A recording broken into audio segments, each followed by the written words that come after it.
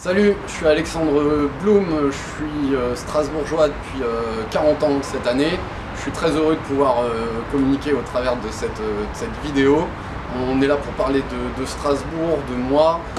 Je suis consultant RH, j'interviens beaucoup dans l'accompagnement des gens sur la définition de leur projet professionnel et la mise en action de celui-ci. Mais à côté de ça, ça compte beaucoup pour moi de travailler pour ma ville et faire vivre des choses dans cette ville.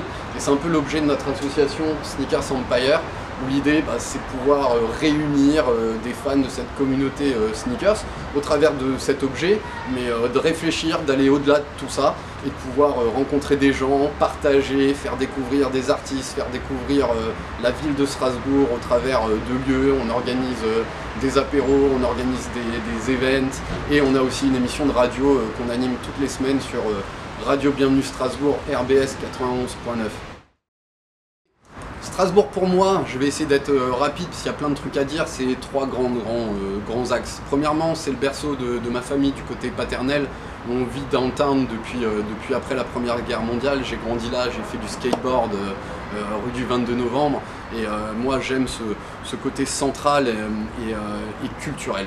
Le deuxième axe, c'est la façon dont moi je vis Strasbourg, et je l'ai dit, Strasbourg c'est une grande ville avec un accès culturel assez facile et surtout une ambiance conviviale et une simplicité de qualité de vie. Tu prends ton vélo, tu te retrouves en 2-2 à rejoindre des amis et ça compte pour moi. Strasbourg, ça me permet aussi de faire des choses, de contribuer au développement de cette ville et peut-être qu'ailleurs j'aurais pas réussi à monter avec mes associés Sneakers Empire. Aujourd'hui c'est le berceau de ce qu'on fait parce que ce soit Strasbourg historiquement, Argentoratum, c'est le centre, c'est le carrefour de l'Europe.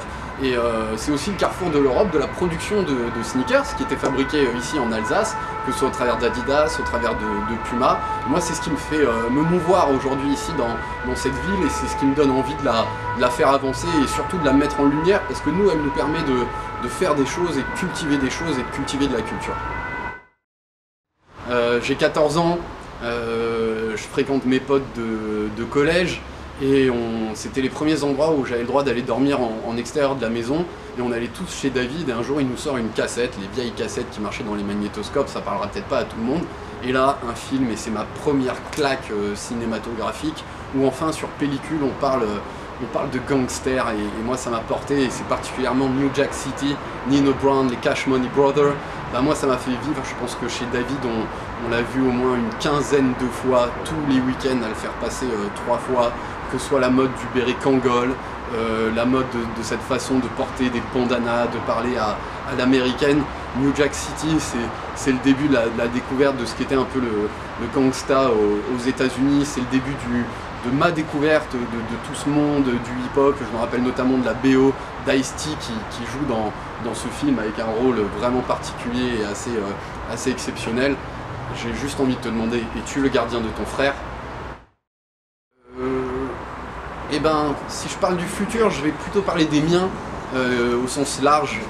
J'ai encore envie que pendant très longtemps Strasbourg continue à se développer et me permette de chérir les miens, que ce soit des amis, des connaissances, ma famille. J'ai envie de continuer à grandir, à faire grandir ma famille, ma qualité de vie strasbourgeoise, c'est assez important pour moi. J'embrasse tous ceux qui me reconnaissent dans cette vidéo.